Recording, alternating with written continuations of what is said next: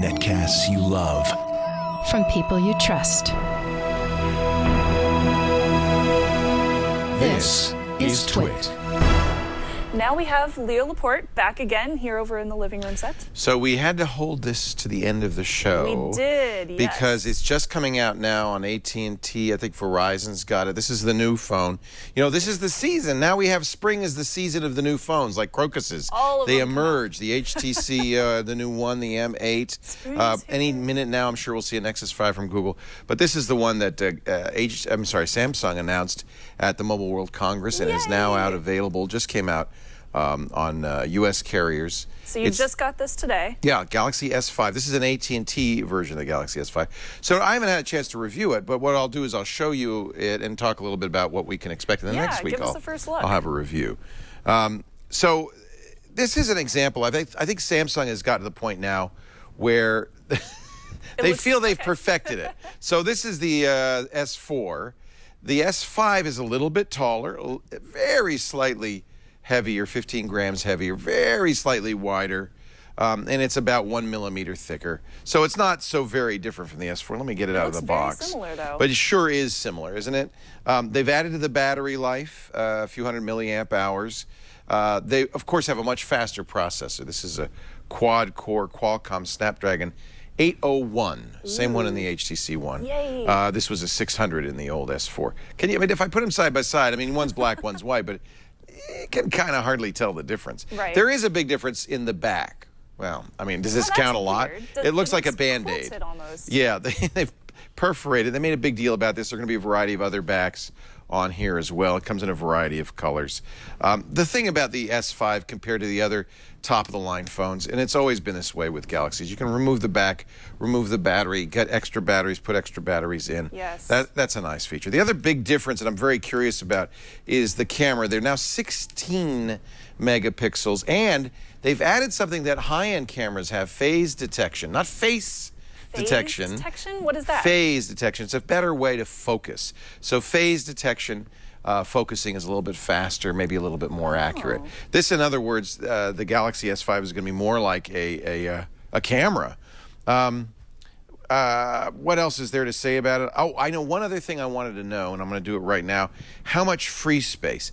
This was one of the unfortunate things on the Galaxy S4. 16 gigabyte phone only had about 8 gigabytes of free space. Because you have all the extra because there's so much Samsung stuff. My sense is they've backed off a little bit. Oh yeah, you notice these are the round icons. We saw those. They're a little bit smaller. And the new quick settings window, which means it's going to take me forever to figure out where I can find storage on this thing. Maybe that's the idea. Everything is moved around and reorganized. I think, though, the organization, because you can minimize these, is going to make it a little bit easier for people to have the settings that they want all the time. I'm sorry, my head gets in that there. System is probably where we're going to find this. Storage, there we go. So let's see, let's see how much free space there is. And this was one of the things that was somewhat controversial about the old phone, and then there was some controversy over how much free space there'd be on the new one. So the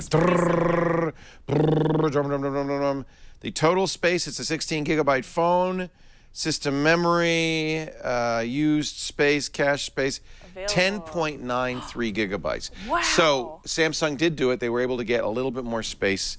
Not a lot, but a little bit more space on the phone. That means they've probably reduced the amount of extra stuff. Actually, they did. One thing they've done is you don't automatically get the Galaxy Essentials. You have to download them from the Samsung store. So that's a good thing if you didn't want Watch On, their TV app. If you didn't want to watch, you can install it and you can uninstall it. So I'm glad to see that. But boy, it doesn't look very different. The S Health Hub is still here. That means this phone can be used as a pedometer, kind of as a Fitbit. And remember, this also has a heart rate monitor now. Right. But you have to stand very, very still to do that.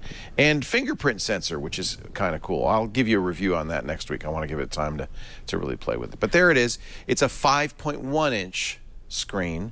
It is still 1080p. That's the Galaxy S5, and it's going to be available everywhere. This is the AT&T model, and I'll use it this week and give you a review next week. Yeah, I can't wait to see your review on it. I'm glad to see that they're not very larding it interested in up the as they camera. did. The camera should be really the interesting thing Yes. here. And that's become a battleground. You know, the Nokia's, the 1020, the 1520, the 520, those are great cameras, the 920. Yeah. Of course, It's so iPhone's important great. these days. I'm really loving the camera again on the M8, the HTC one that I was telling you about last week. So, yeah, I'll take a lot of pictures. We shall see. Yep. We shall see. I can't wait to see it. Thank you, Leo. In fact, let me and start. Next week, you'll see his full review The full of review. the Samsung Galaxy S5.